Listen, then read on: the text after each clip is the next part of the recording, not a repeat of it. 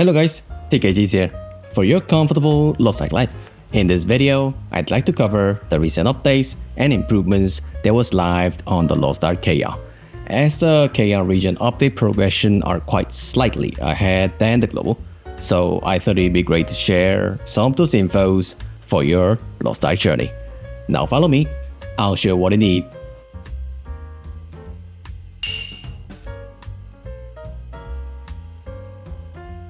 New daily or the contents Khazeros Battlefield will be live on the Season 3. The starting point of the Season 3 contents is Kanuat Fortress. Most contents on the Khazeros Battlefield require 1640 or higher item level, so unless you already have a 1640 or higher characters, you cannot go to the tier 4 raid right away with your character without transferring your gear to tier 4 1640.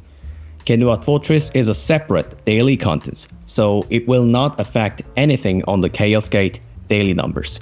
Fortress is a pure farming instant dungeon and can be entered with the character from 1620 or higher character. You can play it solo or can do the public matchmaking. And as I said, it's a farming dungeon, so it will not drop or any materials for your gear or even experience for your characters.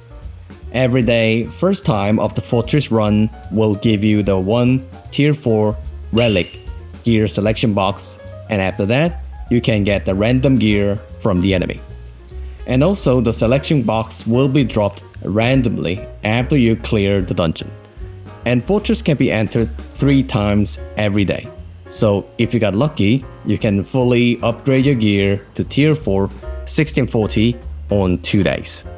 And as I said, Fortress contents is really an instant and gear farming only dungeon. So once you have all gear part, you don't have to do the Fortress again. More like once it's done, you can just set aside.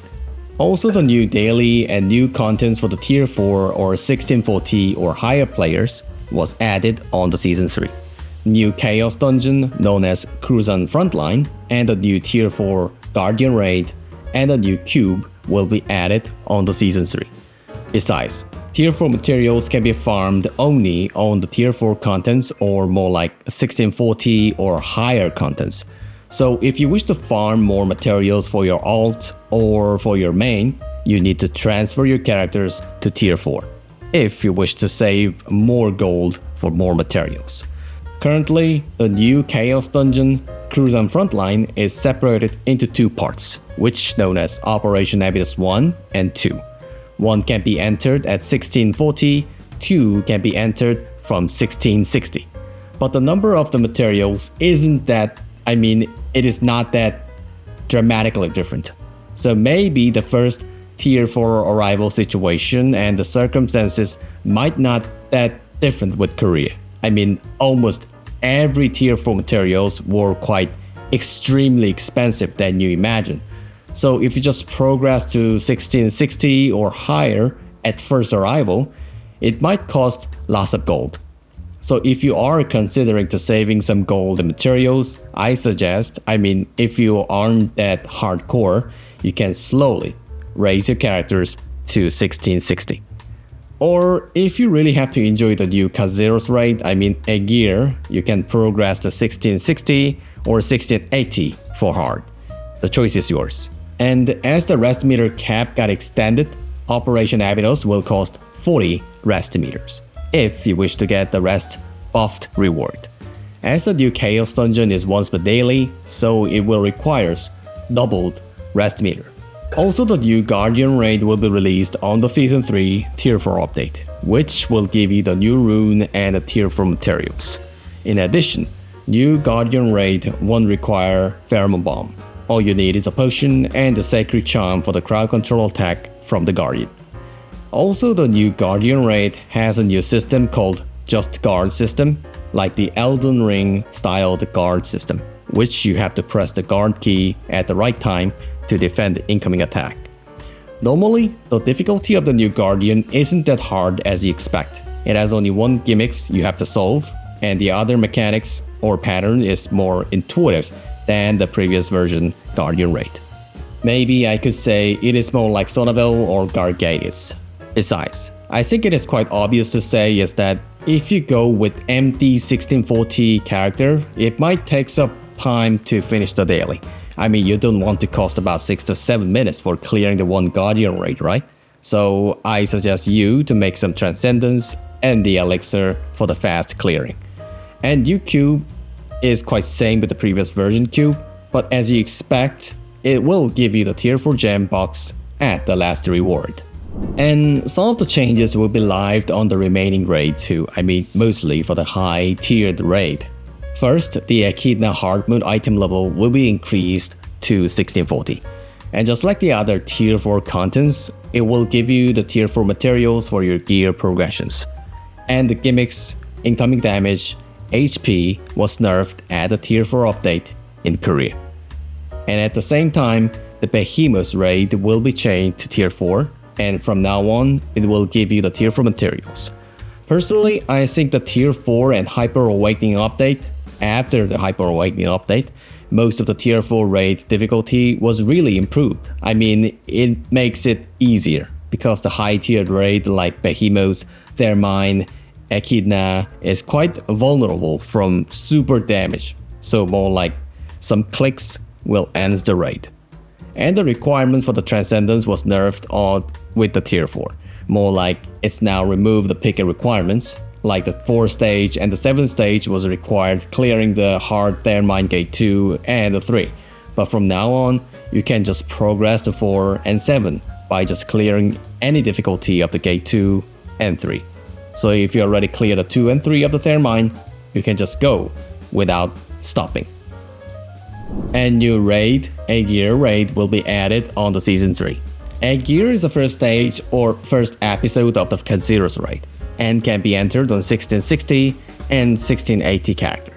From 1680, I mean hard, you can get the Ancient Tier 4 accessories as a reward, with more amount of its own materials, which require for upgrading your Tier 4 relic gear to Ancient gears. To upgrade your gear from relic to ancient will require this amount for the armor and the weapon. And from the normal and hard, you can get this amount of the materials, I mean keystone of the fierce fire. So what is good for upgrading your gear to ancient? Well, it will give you more Ark passive point to upgrade your characters. I mean, it will make your characters to convert to the Ark passive. Mostly for the Hitmaster class, 84 points required to upgrade, and for the Entropy class, it will require about 96 points, which you need 3 armor part. If you turn on the Ark passive with less point than that, you might be less effective and less performance than the tier 3 build you already have, because you don't have more nodes to pick for extra upgrade. However, the Enlightenment Ark passive can be activated even with the fully upgraded relic accessories, which about 77 points with the Enlightenment Point potion.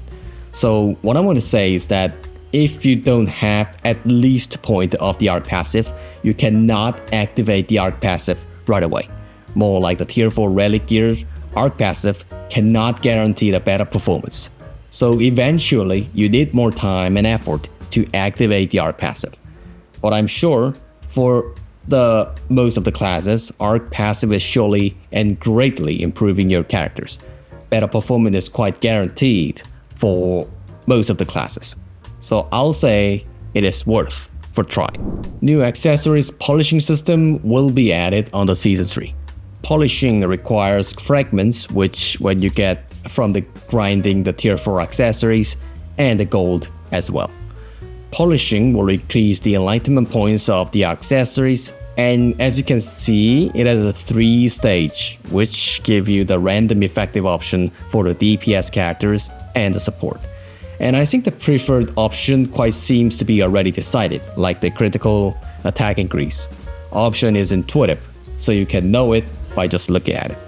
Also, the polishing won't stop you from trading accessories. When you're done polishing and it feels like it will be better to use for the other characters, you can just register it on the auction, even you already finished the polishing. Personally, if you wish to have more effective Ark passive with the relic accessories, you have to get or buy the maxed enlightenment points, because it will allow you to have more option on the enlightenment node.